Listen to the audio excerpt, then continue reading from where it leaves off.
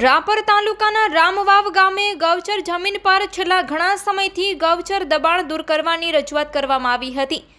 તંત્ર દ્વારા કાર્યવાહી ન થતાં અરજદાર શિવુભા દેશડજી જાડેજા દ્વારા ત્રીજી વખત ભચાઉ પ્રાંત કચેરી ખાતે અનશન આંદોલન કરવામાં આવ્યું હતું।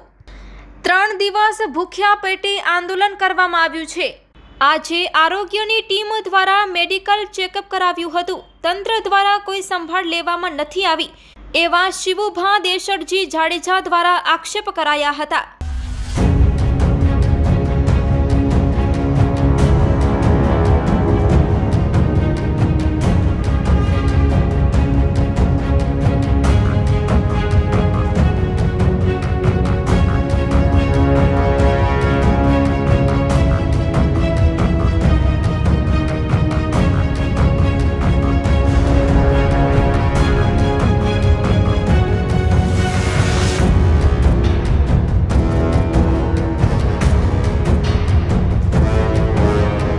શિવુભા દેશડજી ગામ રામવાવ રાપર તાલુકાની રામવાવ ગામની જમીન ગૌચર વારંવાર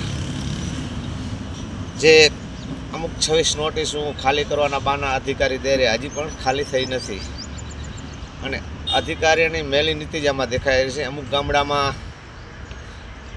ઝુંબેશ હાલે ફગાવે તો રામવાવમાં એમને શું સત્ય ઘટનામાં 600 એકર જમીન 2 વાર ડીઆરએલની માપણી કરે હજી ખાલી પણ કરી નથી। આજે મારે આંદોલનનો 3જો દિવસ થયો તો અંતો કે ફ્રૂટ હું લેતો જ નથી, પણ જ્યાં સુધી આનો નિકાલ નહીં આવે ત્યાં સુધી હું આંદોલનમાં રહીશ। એના જવાબદાર આપણા શ્રી પ્રાંત સાહેબ શ્રી રહેશે, રાપર ટીડીયા સાહેબ, કલેક્ટર, મને કાંઈ પણ થયો તો એના જવાબદાર લોકો હશે। સત્ય ઘટનામાં જે હોય એ એમને ખરી તપાસ કરવી જોઈએ રામવાવની, પણ રામવાવમાં કરતા જ નથી। એનું કારણ શું છે? આજે 3જા દિવસે મારે અત્યારે ડૉક્ટર આવ્યા હતા તો ડૉક્ટર સાહેબ એમ કહેતા તમારી બીપી ઘટી છે।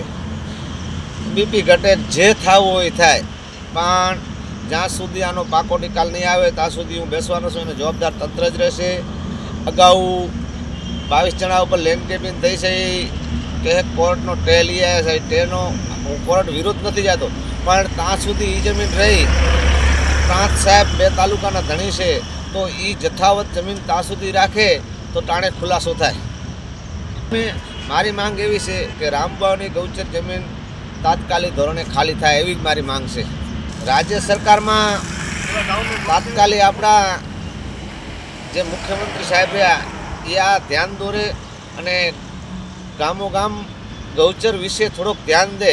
મકાના વિશે તો હું નથી જતો અને મકાના વિશે હું જવાનો નથી, પણ જ્યાં જ્યાં ગૌચર સીમાડામાં દબાલશે હું માફિયાએ દબાવીએ। કોઈ રાજનીતિનો હું વિરોધ નથી કરતો, ભાજપ કે કોંગ્રેસ એનો હું વિરોધ નથી કરતો, પણ મેન ભૂમાફિયા મોટા મોટા એ ગામડે ગામડે જે ગૌચર દબાવી મોટા માણસે જ દબાવી હોય